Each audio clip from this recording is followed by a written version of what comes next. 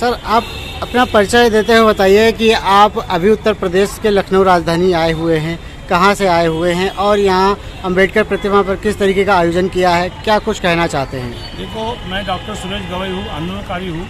अखिल भारतीय मताधिकार समिति के माध्यम से मैं समिति चलाता हूँ और हमारे साथी बीपी चौधरी साहब, डीडी चौधरी साहब ये आईडीए गठबंधन चलाते हैं कि हमारा सबका कहना एक है कि 15वें जो स्मृति दिवस मनाया जा रहा है माननीय कांसी साहब जी का, उनके स्मृति दिवस के अवसर पे पूरे भारत के अंदर जितनी भी बहुजनों की राजनीतिक पार्टियां हैं वो राजनीतिक पार्टियां एक होकर हमारे बहुजन की सरकार बनाएं ताकि हमारे आने वाले पीढ़ी को, आने वाले समाज को हम इन माध्यम से उनका हक अधिकार दे सकें। लेकिन मान्यवर साहब ने जो बी रोई थी, सबका साथ सबका विकास और हमारे बहुजनों का विकास, तो ये बातें आज हमारे को कहीं दिख नहीं रही है। मैं इसलिए पूरे भारतवासियों को आज 15वें माननीय कांसी साहब के स्मृति दिवस के अवसर पे ये आह्वान करता हूँ, बाबा साहब का जब मिशन पूरा करने का होगा तो आपको सभी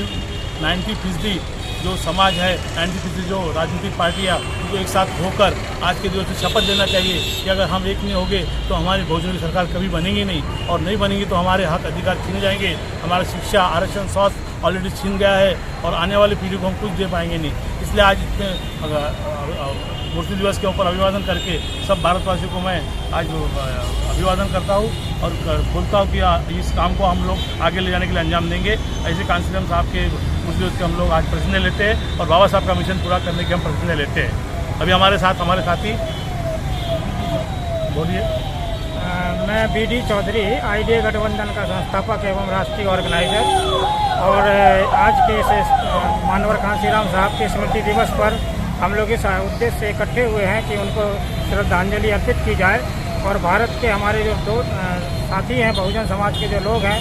जो बिखरे हुए लोग हैं, बिखरी हुई पार्टियां हैं, उन पार्टियों को जोड़ने का हम सबका राष्ट्रीय स्तर पर एक विशेष संकल्प के साथ हम लोग काम कर रहे हैं। देखिए, जिस तरह से यूपीए और एनडीए बना करके हम ये सरकारें स्थापित कर रहे हैं केंद्र में और राज्यों में, हमारे बहुजन समाज की जनसंख्या देश में 85 से 90% है, फिर भी हमारी सरकारें नहीं बन पा रही हैं। ये हमारे बहुजन समाज के नेताओं के लिए एक बहुत बड़ी चुनौती और शर्म की बात होनी चाहिए, परंतु हमारे नेता इस शर्म को नहीं कर रहे हैं और अलग अलग चुनाव लड़ करके अपनी सरकारें नहीं बना पा रहे हैं, जिसकी वजह से हमारे बहुजन समाज के सत्यानाश हो रहे हैं। बहुजन समाज के हक अधिकार जो बाबा साहब ने बड़ी मेहनत करके, बड़े त्याग और तपस्या परिश्रम करके हम लोगों को अधिकार दिलाए थे, देश के ओबीसी, एससी, एसटी, मुस्लिम, सिख, ईसाई, बौद्धों को सबको अधिकार दिलाए थे, तो आज सबके अधिकार, आर्थिक आज़ादी